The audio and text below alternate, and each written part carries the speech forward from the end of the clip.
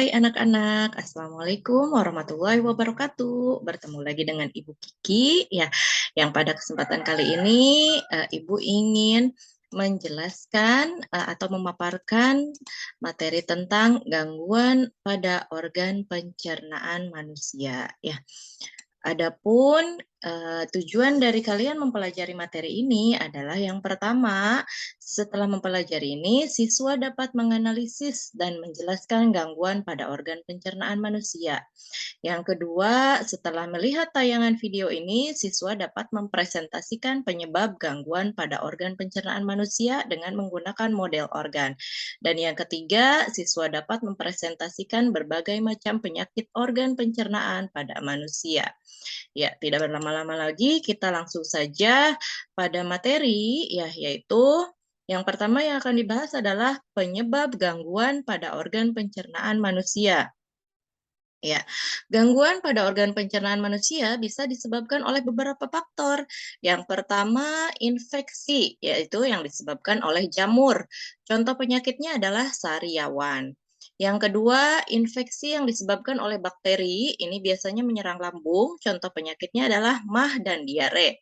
Yang ketiga, gangguan yang disebabkan oleh luka atau radang pada gusi, contohnya sakit gigi. Sakit gigi juga termasuk pada gangguan organ pencernaan. Yang keempat, gangguan organ pencernaan yang disebabkan oleh kekurangan konsumsi makanan berserat. Contohnya adalah sembelit. Sembelit itu sama dengan susah buang air besar ya. Yang terakhir adalah gangguan organ pencernaan yang disebabkan oleh peradangan pada usus. Contoh penyakitnya appendistis atau usus buntu. Ya, kemudian kita akan melihat penyakit apa saja yang dapat menyerang organ pencernaan beserta cara untuk pengobatannya. Ya, gangguan organ pencernaan dan pengobatannya. Yang pertama, nama penyakitnya adalah sariawan. Tadi sariawan itu disebabkan karena infeksi pada jamur. Biasanya sariawan ini menyerang area mulut dan bibir ya.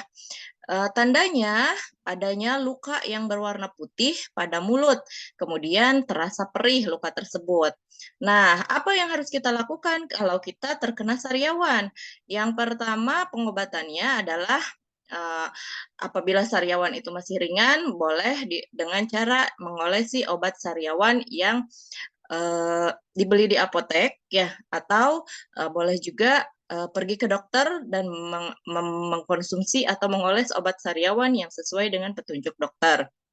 Kemudian, selain obat-obatan, kita juga bisa mengatasi sariawan dengan memakan buah-buahan yang banyak mengandung vitamin C. Lalu yang kedua, nama penyakitnya atau gangguannya adalah MAH. Ya, MAH ini menyerang pada lambung. Ya, kebanyakan manusia itu pasti lebih banyak itu menderita sakit MAH. Ya, tandanya apa? Ditandai dengan nyeri pada lambung. Juga terkadang ada rasa mual. Ya, kemudian penyebab dari penyakit MAH ini infeksi dikarenakan bakteri ya, dan juga pola makan biasanya yang kurang teratur. Kemudian untuk sakit MAH ini pengobatannya bisa dilakukan dengan cara meminum obat sesuai resep dokter ya, dan jangan lupa makan secara teratur.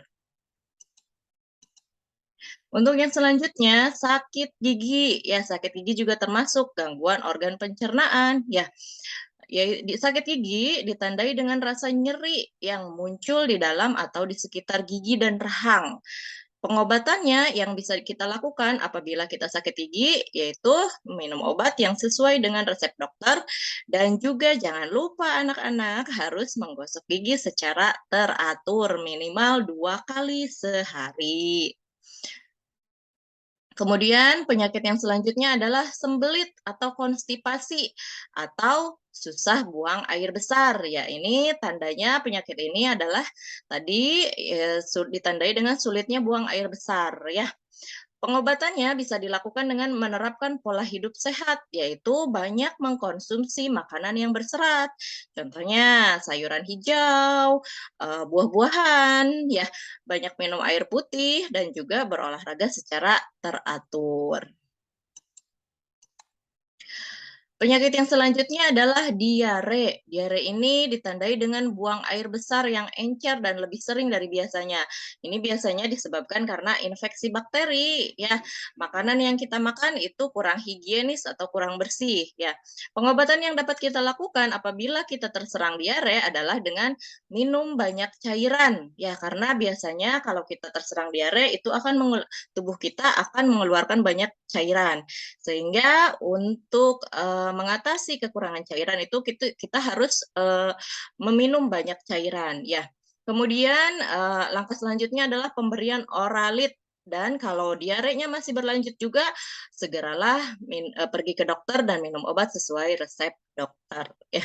Penyakit yang selanjutnya adalah apendistis atau usus buntu. Penyakit ini ditandai dengan nyeri pada perut yang sebelah kanan, ya, hati-hati anak-anak, perhatikan kalau nyeri perut di sebelah kanan itu berarti ada gejala dari usus buntu. Kemudian, gejala lain yang dirasakan adalah perutnya terasa kembung, ya, hilangnya nafsu makan, ada rasa meriang, dan ada rasa mual, ya. Biasanya ini terjadi karena peradangan pada usus yang disebabkan karena, memakan terlalu banyak makan makanan pedas biasanya, ya. Hati-hati di usia seperti kalian ini juga banyak yang terserang usus buntu, ya. Nah, apa yang dilakukan kalau kita terserang penyakit usus buntu? Pengobatannya dapat dilakukan dengan cara melalui operasi pengangkatan usus buntu, ya. Nauzubillahi mudah-mudahan kita semua selalu sehat, ya. Nah, itulah tadi, pemaparan tentang, gangguan-gangguan pencernaan, penyakit yang dapat bisa menyerangnya, dan juga bagaimana cara pengobatannya. Setelah kalian tahu, ternyata pencernaan kita itu bisa mengalami gangguan, ya, berbagai penyakit dari yang mulai kategori ringan sampai yang berat, ya. Maka dari itu kita harus selalu senantiasa menjaga organ pencernaan kita supaya selalu sehat, ya. Ya, tadi dengan cara menjaga kebersihan, kemudian memakan makanan yang bergizi, 4 sehat 5 sempurna, pola makan yang teratur, dan juga olahraga yang teratur, ya. Sekian saja pemaparan materi kali ini dari Ibu, ya. Sampai jumpa lagi di materi yang selanjutnya. Wassalamualaikum warahmatullahi wabarakatuh.